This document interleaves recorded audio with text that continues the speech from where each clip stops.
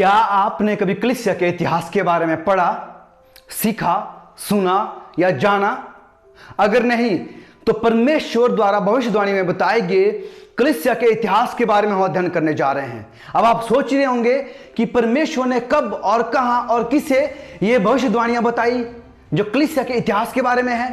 आज हमारे लिए इतिहास है, लेकिन परमेश्वर ने ये भविष्यवाणी के रूप में यूहन्ना को पतमस टापू पर दी। जब यूहन्ना पतमस टापू पर गया और उसे वहां पर जब ले जाया गया, तब परमेश्वर ने वहां पर प्रकाशित वाक्य की पुस्तक का प्रकाशन यूहन्ना को दिया और उसने वहां पर ये बातें लिखी।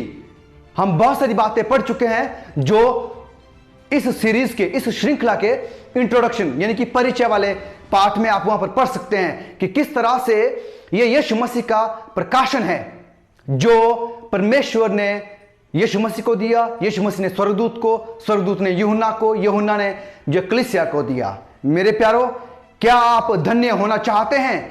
क्या आप आशीषित होना चाहते हैं? तो यही भविष्यवाणी की पुस्तक है जो आपको आशीषित कर सकती है। परमेश्वर के वचन का वो हिस्सा जिसमें साफ लिखा गया है कि जो इस भविष्यवाणी की पुस्तक को पढ़ता है, सुनता है और इसके अनुसार चलता है, क्योंकि समय निकट है, वो धन्य है। मेरे प्यारों, मैं आपका दोस्त और होस्ट नवीन कुमार चंद आपका स्वागत करता हूं, आपका धन्यवाद करता हूं कि आप हमारे साथ आज अध्ययन करने के लिए यहां पर शामिल है। बाइबल आज की टीम ने आपके लिए दानियल की भविष्यवाणी में का जो अध्ययन है उसका जो श्रृंखला वो लेकर आए हैं। मेरे प्यारों, आज हम 7 कलीसियाओं के बारे में, इनकी 7 कलीसियाओं का जो इतिहास है पर परमेश्वर ने उसे भविष्यवाणी के रूप में बताया, उसके बारे में अध्ययन करने जा रहे हैं।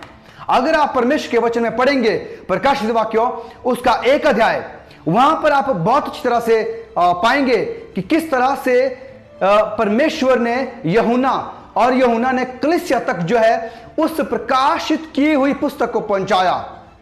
जब यूहन्ना पतमस टापू पर था और उसने जब वहां पर बातें देखी और उन्हें लिखा ताकि वो अंतिम समय तक पहुंचाई जा सके, और ये मोहरबंद नहीं है, प्रकाशित की हुई पुस्तक है मेरे प्यारों।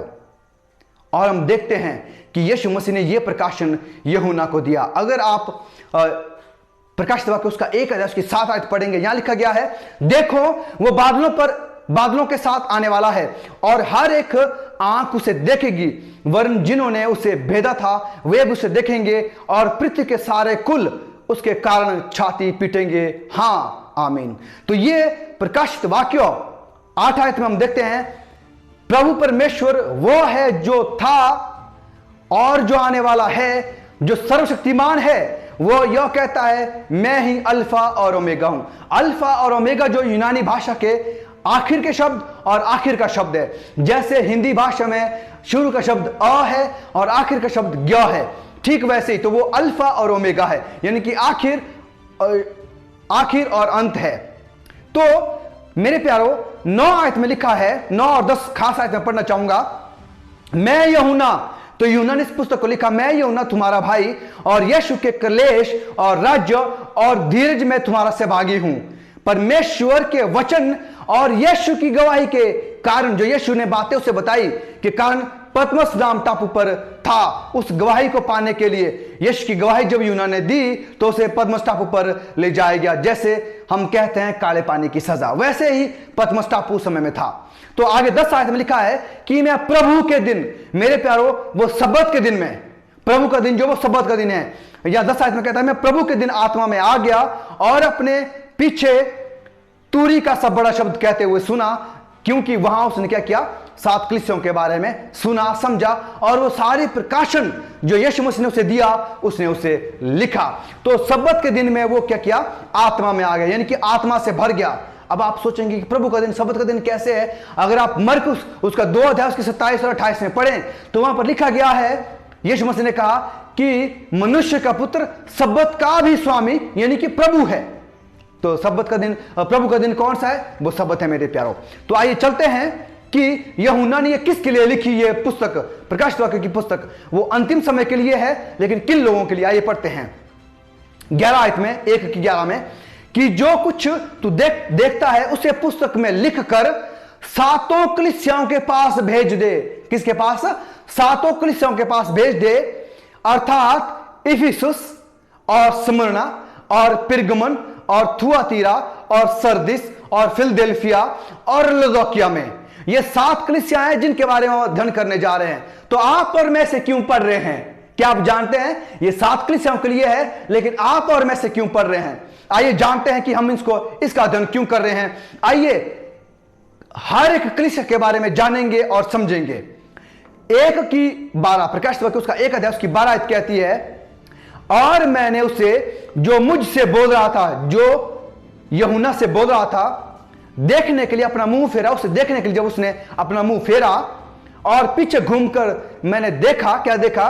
मैंने सोने की 7 दीवटें देखी। क्या क्या उसने सोने की 7 दीवटें देखी। 7 दीवटों के बाद क्या हुआ? 13 आयत में लिखा है, और उन दीवटों के बीच में मनुष्यों के पुत्र सरीखा एक पुरुष को देखा, जो पांव तक का वस्त्र पहने और छाती पर सुनहरा पटुका बांधे हुए था। तो 12 में कहता है कि मैंने सोने की 7 दीवटें देखी। ये दीवटें क्या है? अगर आपको उन कुंजियों के बारे में, अब हमें कुंजियों की जरूरत है। कुंजियां बहुत जरूरी है, क्योंकि कुंजी से ही हर ताले को खोला जा सकता है। तो भविष्यवाणी के ताले को खोलने के लिए हमें कुंजियों की आवश्यकता है। और आप कुंजियों को, जो हमारी परिचय यानी कि इंट्रोडक्शन का पार्ट है इस प्रकाशित वाक्य की पुस्तक का, उसमें आप देख सकते हैं कि दीवटों का क्या मतलब है। अगर हम प्रकाशित वाक्य उसकी 1:16 में पढ़े, वहां पर भी जो एक बात और कही गई है, यहां लिखा गया है, और वो अपने दाहिने हाथ में 7 तारे लिए हुए था, और उसके मुख से चोखी 2 धारी तलवार निकलती थी, और उसका मुंह ऐसा प्रज्वलित था जैसा सूर्य कड़ी धूप के समय में चमकता है। यह बातें जब लिखी तो 13 आयत में मैंने पढ़ा कि मनुष्य के पुत्र सरीखा एक पुरुष को देखा। तो मेरे प्यारो, मनुष्य का पुत्र कौन है? अगर आप मत्ती की पुस्तक में पढ़े, खास करके मत्ती उसका 16:13, वैसे तो पूरी पुस्तक में लिखा गया है, लेकिन 16:13 में क्या कहा गया है कि यीशु जो वो क्या है? मनुष्य का पुत्र है, उसको कहा गया है। 14 आयत में जो आगे यीशु मसीह के बारे में कहा गया है, 15 आयत में जो है आगे कहा गया है, और लिखा 15 आयत में, और उसके पांव उत्तम पीतल के समान थे, जो मानो भट्टी में तपाए गए हों, और उसका शब्द बहुत जल के शब्द की नाई था। यहां पर यीशु मसीह के बारे में जो है कहा गया है, जिसे मनुष्य का पुत्र भी कहता है। और भी एक बात जो अगर हम पढ़ें तो यहां पर लिखा हुआ है, जो 12 आयत थी वहां पर क्या लिखा हुआ है कि माफ कीजिएगा 16 आयत में, वहां पर लिखा गया है, दाहिने हाथ में 7 तारे लिए हुए था। 7 तारों का क्या मतलब है? दाहिने हाथ का क्या मतलब है? दाहिने हाथ का अर्थ है अधिकार और शक्ति। आपने बहुत बार देखा होगा किसी को कहते हुए कि वो मेरा दाहिना हाथ है, मतलब कि उसके बाद शक्ति किसकी है, अधिकार किसका है? जो उसका दाहिने हाथ में है। ठीक है, तो दाहिने हाथ का मतलब है अधिकार और शक्ति। भजन संहिता की पुस्तक में आप 20:6 में पढ़ सकते हैं, मत्ती उसका 26:64 में भी आप पढ़ सकते हैं। और हम जो 1:12 में हमने पढ़ा था, वहां पर लिखा हुआ है, क्या लिखा हुआ है कि सोने की 7 दीवटें। दीवटें ही क्यों? जब उसने पीछे देखा, मेरे प्यारो, मंदिर में यानी कि जो पवित्र स्थान था, पवित्र स्थान की सेवकाई जब आप पढ़ते हैं तो उसमें जो है पवित्र स्थान जो कक्ष था उसमें दीवटें रखी गई थी। क्यों? ताकि वो उजाला दे सके, वो ज्योति का एक रूप था। तो 7 दीवटें जो वो किसको दर्शाती है? वो कलीसियाओं को दर्शाती है। क्यों? ताकि वो जो है परमेश्वर का जो प्रकाशन है उसकी ज्योति वो जगत को दे। आइए आगे चलते हैं और कुछ सीखते हैं इन 7 कलीसियाओं के बारे में। हमने पढ़ा कि ये 7 कलीसियाएं कौन थी, और वे 7 कलीसियाएं जो हमने 1:11 में पढ़ा, जैसे कि इफिसुस और स्मुरना, जिनके बारे में आज हम पढ़ने जा रहे हैं। तो हम 1:20 में जब हम पढ़ते हैं तो वहां पर लिखा हुआ है कि अर्थात 7 तारों का भेद जिन्हें तूने मेरे दाहिने हाथ में देखा। तो दाहिने हाथ में क्या देखा था यूहन्ना ने?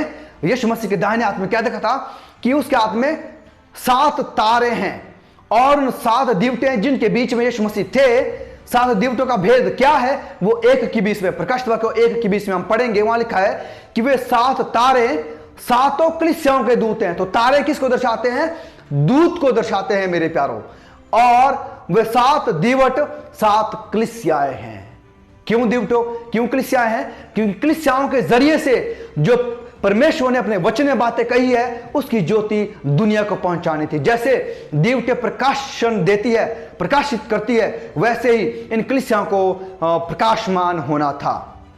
मेरे प्यारों, आज हम केवल 2 कलीसियाओं के बारे में अध्ययन करने जा रहे हैं और अगली वीडियो में हम 2 और जो कलीसियाओं के बारे में अध्ययन करेंगे।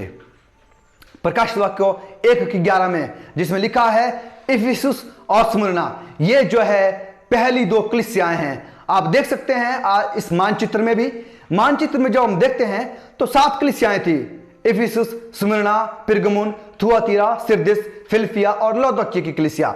और पद्मस टापू जहां से पौलुस माफ कीजिएगा यूहन्ना ने क्या किया, उस पुस्तक को लिखा, आप मानचित्र में देख सकते हैं। आइए पढ़ते हैं प्रकाशित वाक्य उसका 2 उसकी 1 आयत में। यहां लिखा गया है इफिसुस की कलीसिया के दूत को लिख। दूत का क्या मतलब है, हमने पढ़ा था, दूत का मतलब है संदेशवाहक, जो परमेश्वर के संदेश को लेकर जाता है। वो ईश्वरीय भी हो सकता है और मनुष्य भी हो सकता है। आप दानियल उसका 12 अध्याय उसकी 3 आयत में पढ़ सकते हैं कि वो कौन है, वो दूत कौन है। आइए आगे चलते हैं। जो 7 तारे अपने दाहिने हाथ में लिए हुए और सोने की 7 दीवटों के बीच में फिरता है, यानी कि यीशु मसीह के बारे में बात की जा रही है। वो कहता है, क्या कहता है, आइए पढ़ते हैं। इफिसुस की कलीसिया, इफिसुस की कलीसिया जो वो आज हम जो है उसको तुर्की कहते हैं। तुर्की का वो हिस्सा जो उस समय में था जहां पर ये 7 जगहें थी, अर्थात जो इफिसुस, स्मुरना, ये सारी जो वो जगहें हैं जिसको हम आज तुर्की कहते हैं, तो वहां की ये सारी जगहें या शहर थे पुराने समय में। इफिसुस, आइए पढ़ते हैं इफिसुस के बारे में। इफिसुस एक प्रमुख शहर था, एशिया माइनर का प्रवेश द्वार था वो, एशिया माइनर। और आप और मैं भी एशिया में रहते हैं, भारत जो वो एशिया में आता है, और एशिया माइनर का वो द्वार था जिसे हम तुर्की कहते हैं। यह एजियन सागर पर स्थित था। कहां? एजियन सागर पर स्थित था। एक सुंदर बंदरगाह था और इस क्षेत्र के लिए मुख्य राजमार्ग पर स्थित था ये इफिसुस। और एक बार इस प्रसिद्ध बंदरगाह के स्थान आज एक दलदलाई और रेतीला समुद्र तट है। आज ये शहर पर क्या है, दलदल और रेतीला समुद्र तट है। और ये इफिसुस कलीसिया जो है, इफिसुस का अर्थ है पहला या चाहने योग्य। इसके नाम का अर्थ बिल्कुल वैसा ही दिया गया है जैसा इस कलीसिया का स्वभाव था, जैसा इस कलीसिया का चाल चलन था। और यह कलीसिया सन 31 यानी कि यीशु मसीह के स्वर्गारोहण के बाद, तो सन 31 ईस्वी से लेकर 100 ईस्वी तक यह कलीसिया रही। तो मेरे प्यारों, इसी तरह से इफिसुस की कलीसिया के बारे में आज हम पढ़ने जा रहे हैं। इस कलीसिया ने यीशु मसीह की उस शिक्षा को उसी पवित्रता से स्वीकार किया और माना जैसे यीशु मसीह ने अपने चेले या उन प्रेरितों को बताई। इसे पवित्र प्रेरितों का युग भी कहा जाता है। इस कलीसिया ने पवित्र आत्मा के वरदान का आनंद से भरपूरी से उसका आनंद लिया। कलीसिया जो परमेश्वर की दृष्टि में एक चाहने योग्य थी। और हमने देखा कि स्वर्गदूत जो वो संदेशवाहक है, ये पवित्र प्राणी या मनुष्य भी हो सकते हैं। दानियल 12 अध्याय की 3 आयत में हम पढ़ सकते हैं कि ये जो है संदेशवाहक जो थे, ये कलीसिया के संदेशवाहक अर्थात वहां के जो अगुवे या वहां के सेवक या वहां के शिक्षक को बताते हैं। तो उन शिक्षकों के लिए लिखा गया था मेरे प्यारों। तो इफिसुस की आगे हम पढ़ते हैं। यहां पर कहा गया है 2:2-4 में, प्रकाशित वाक्य 2:2-4 में, और मैं तेरे काम और परिश्रम और धीरज को जानता हूं, और यह भी कि तू बुरे लोगों को देख नहीं सकता, और जो अपने आप को प्रेरित कहते हैं और है नहीं, उन्हें तूने पढ़कर झूठा पाया। पहले कलीसिया में बहुत सारे ऐसे लोग थे जो अपने आप को प्रेरित कह रहे थे, लेकिन वो प्रेरित नहीं थे, वो परमेश्वर के साथ नहीं थे और उन्हें झूठा पाया गया। वो झूठे प्रेरित थे, झूठे, अगर उन्होंने अपने आप को भविष्यवक्ता कहा तो वो झूठे भविष्यवक्ता थे। और तू धीरज धरता है। पहले कलीसिया ऐसी थी जिसने धीरज धरा और मेरे नाम के लिए दुख उठाते हैं। पहली कलीसिया ने जो 31 ईस्वी से 100 ईस्वी तक थी, इफिसुस की कलीसिया, उस समय की कलीसिया, उन्होंने परमेश्वर के नाम से बहुत दुख उठाया। पर मुझे तेरे विरुद्ध यह कहना, उसके विरुद्ध भी एक बात यीशु मसीह को कहनी थी, क्या कि तूने अपना पहले का सा प्रेम छोड़ दिया है।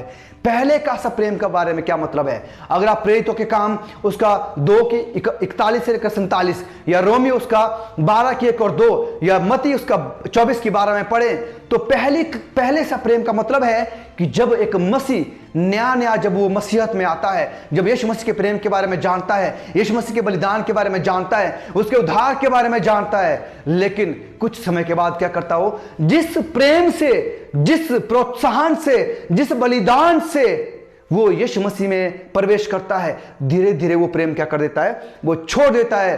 ठीक वैसे ही इफिसुस की कलीसिया ने पहले तो बहुत ही प्रोत्साहन में, बहुत ही प्रोत्साहित होकर, बहुत ही उत्सुकता से मसीह में वो आगे बढ़े, लेकिन धीरे धीरे उनका प्रेम खत्म होने लगा। आगे इफिसुस की कलीसिया के लिए और क्या कहा, सोचेत कर, 5 से 7 में, सोचेत कर कि तू कहां से गिरा और कहां से गिरा है, और मन फिरा और पहले के समान काम कर। क्या कहा कि अपने मन को फिरा और पहले के समान प्रेम कर, क्योंकि उन्होंने पहले का सा प्रेम क्या कर दिया था, छोड़ दिया था। यदि तू मन ना फिराएगा तो मैं तेरे पास आकर तेरी दीवट को उस स्थान से हटा दूंगा। क्या कहा इफिसुस की कलीसिया के लिए कि अगर वो मन नहीं फिराते तो क्या करेंगे, उस दीवट को उठा लेंगे, मतलब उस कलीसिया को वहां से दूर कर लेंगे। और वो कलीसिया 100 एडी में क्या हो गई, खत्म हो गई। वहां से आगे दूसरी कलीसिया जिसके बारे में हम पढ़ेंगे उसका समय चला।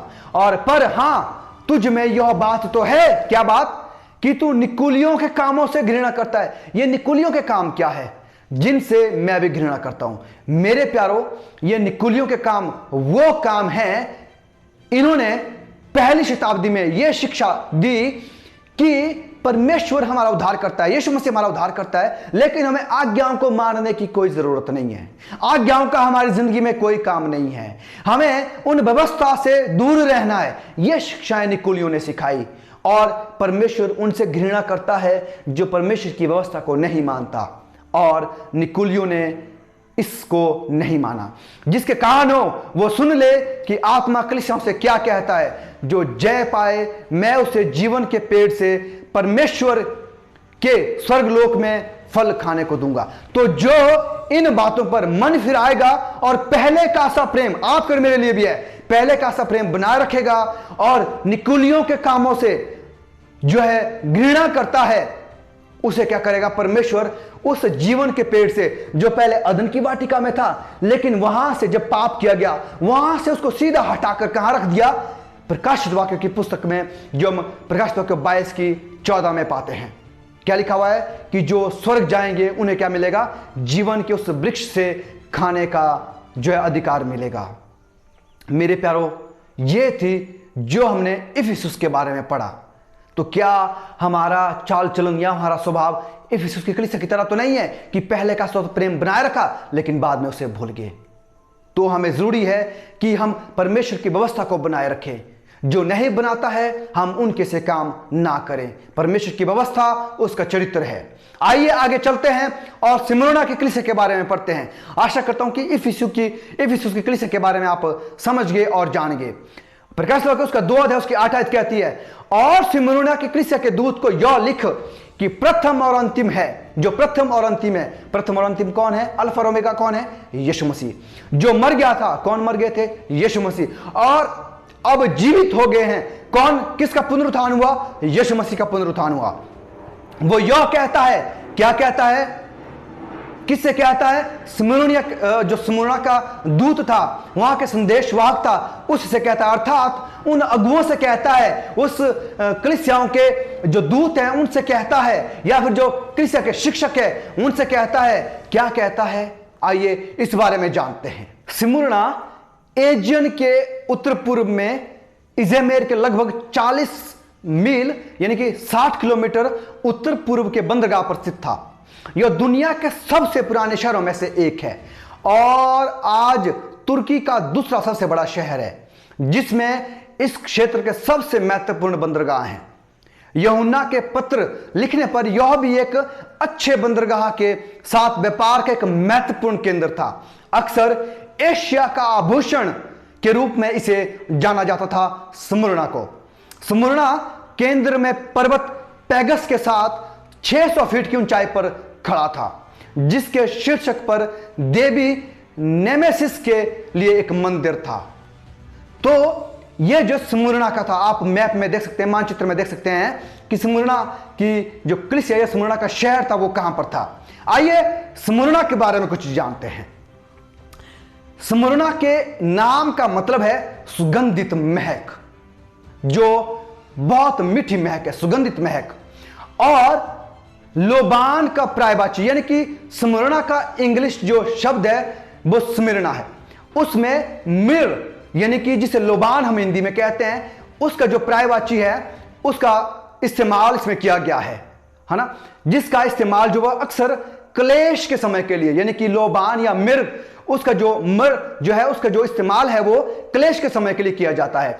और स्मुरना की कलीसिया 100 एडी से लेकर 313 ईस्वी तक चली। 100 ईस्वी से लेकर 313 ईस्वी तक यह कलीसिया रही। इसे कभी कभी जो लोबान है, इसे कभी कभी चंगाई में मरहम के रूप में इस्तेमाल किया जाता है। देखिए, कलीसिया या शहर का नाम उसी आधार पर दिया गया था जो उनका चाल चलन था, जो उनका स्वभाव था, जैसा उनका चरित्र था। मैं बार बार आपसे कह रहा हूं क्यों स्मुरना ही नाम दिया गया, उसके बारे में आइए हम जानते हैं। लेकिन विशेष रूप से मृतकों पर शबलेप करने के लिए जो है लोबान का इस्तेमाल किया जाता है। यूहन्ना उसकी 19 के 39 में आप पढ़ सकते हैं। यह स्वाद में तो बहुत कड़वा होता है, लेकिन इसमें सुगंधित महक होती है। इसे जितना अधिक इसके पौधे को कुचल दिया जाता है, इसकी सुगंध उतनी ही ज्यादा बढ़ जाती है। इसीलिए उन्होंने स्मुरना का नाम लिया। दुख और सताहट को संकेत करता है, जो एक आशीर्वाद को साबित करता है। स्मुरना को क्रूर सताहटों द्वारा कुचल दिया गया था मेरे प्यारों। और हालांकि पीड़ित जो सताहट थी वो कड़वा लगा उस समय, लेकिन वह दुनिया भर के लिए इत्र के समान था। जितना ज्यादा उस समय सताहट हुई, मसीहत उतनी ही ज्यादा, मसीहत की जो सुगंध थी वो उतनी ही ज्यादा फैलती चली गई। ये आप 7 एपिस्टल्स ऑफ क्राइस्ट में जो है, जो टेलर जी बंच ने लिखे हैं, उसके पृष्ठ 130 और 31 में पढ़ सकते हैं। मेरे प्यारों, आइए चलते हैं और स्मिरना के बारे में कुछ और जानते हैं कि परमेश्वर का वचन क्या कहता है। मैं तेरे क्लेश, 2:9 में हम पढ़ेंगे, मैं तेरे क्लेश और दृढ़ता को जानता हूं, परंतु तू धनी है। क्या कहा कि मैं तेरे क्लेश और जो दृढ़ता है उसको जानता हूं, लेकिन तू धनी है। ऐसा क्यों कहा? जो लोग अपने आप को यहूदी कहते हैं पर हैं नहीं, पर शैतान की सभा है, उनकी निंदा को भी मैं जानता हूं। क्यों? इस कलीसिया ने क्या किया कि वो क्लेश और दृढ़ता, मतलब इनको सताहट से गुजरना पड़ा। इसमें से बहुत सारे लोग थे जो अपने आप को यहूदी कहते थे, लेकिन वो यहूदी नहीं थे, क्योंकि परमेश्वर की व्यवस्था पर वो नहीं चलते, वो परमेश्वर की व्यवस्था को नहीं मानते। और वो शैतान की सभाएं थी, यानी कि वो काम करते जिसमें शैतान ने उनकी अगुवाई की। और आगे लिखा है, जो दुख तुझे झेलने होंगे, स्मुरना की कलीसिया के लिखा, जो दुख तुझे झेलने होंगे उनसे मत डर, क्योंकि देखो शैतान तुम में से कितनों को जेल खाने में डालने पर है, ताकि तुम परखे जाओ और तुम्हें 10 दिन तक क्लेश उठाना होगा। 10 दिन का क्या मतलब है? 10 दिन, जब हम यहेजकेल उसका 4:6 और गिनती 14:34 पढ़ते हैं, तो वहां पर 1 वर्ष के लिए, 1 दिन के लिए 1 वर्ष का सिद्धांत जो वो लागू होता है। तो 10 दिन के लिए 10 वर्ष। तो ये 10 वर्ष कब हुए? जब आप डायक्लेशियन और जो ग्लेरियस का समय था, जब उन्होंने साम्राज्य किया, तो उस समय जो है सताहट का सामना कलीसिया को बहुत करना पड़ा। और ये 10 साल ऐसे थे जो कि 303 एडी से लेकर, यानी कि 303 ईस्वी से लेकर 313 ईस्वी तक था। और इस समय में कलीसिया को बहुत ज्यादा सताया गया मेरे प्यारों। उन्हें उस क्लेश और दृढ़ता से गुजरना पड़ा। आगे लिखा गया है कि प्राण देने तक विश्वासी रहे। क्या कहा उनसे? कि प्राण देने तक विश्वासी रहे तो मैं तुझको जीवन का मुकुट दूंगा। जिसके कान हो वह सुन ले कि आत्मा कलीसियाओं से क्या कहता है। जो जय पाए उसको दूसरी मृत्यु से हानि ना पहुंचेगी। मेरे प्यारों, इन 2 कलीसियाओं से हम सीखते हैं कि हमें जो है इफिसुस से हम सीखते हैं कि हमें पहले कैसे प्रेम को बनाकर रखना है। स्मुरना की कलीसिया से हम सीखते हैं कि हमें प्राण, हम पर सताहटें आएगी, मुसीबतें आएगी, परेशानी आएगी, लेकिन हमें मसीह में बने रहना है। प्राण देने तक हमें विश्वासी रहना है, और तब जो हमें वो जीवन का मुकुट मिलेगा। अगर हमारे बीच में सताहटें नहीं है, अगर हमारे पास वो दुख मुसीबतें अगर हम नहीं झेलते हैं, तो हमें जीवन का मुकुट नहीं मिलेगा। जिसके कान वो सुन ले। यहां जो आत्मिक कान की बात की जा रही है, अर्थात जो इनको सुनता है, आप सुन रहे हैं, और जो इनको पढ़ता है और हमें इन्हें मानना भी है मेरे प्यारों, तो हम आशीषित होंगे। और आत्मा उन कलीसियाओं से कहता है, आज आप और मुझसे कहता है कि अगर हम इन्हें इन पर जय पाएंगे तो क्या होगा, हम दूसरी मृत्यु जो अनंत मृत्यु है, जो यीशु मसीह के तीसरे आगमन पर होती है, उससे हम क्या होंगे, हम जो है बचा लिए जाएंगे। उस दूसरी मृत्यु की हानि हमें नहीं उठानी पड़ेगी। मेरे प्यारों, मैं आशा करता हूं कि आप इन दो कलीसियाओं से बहुत कुछ सीखे होंगे। तो आइए हम अपने जीवन को इन कलीसियाओं से सीखें और अपने जीवन को वैसे ही चलाएं जैसे यीशु मसीह हमसे चाहते हैं। यह कलीसियाओं का जो इतिहास आज हमारे पास इसीलिए है ताकि हम उनसे सीख सकें। जो गलतियां उन्होंने की या जो अच्छाइयां उन्होंने की, उनसे हम सीखें और उन गलतियों को ना दोहराएं और उन अच्छाइयों को हम बार बार करते जाएं, ताकि परमेश्वर उस जीवन के मुकुट को आपको और मुझको दे सके। यीशु मसीह शीघ्र आने वाले हैं मेरे प्यारों। क्या आप और मैं यीशु मसीह को बादलों पर आते देखने के लिए तैयार हैं? अगर नहीं तो हमें तैयार होना है।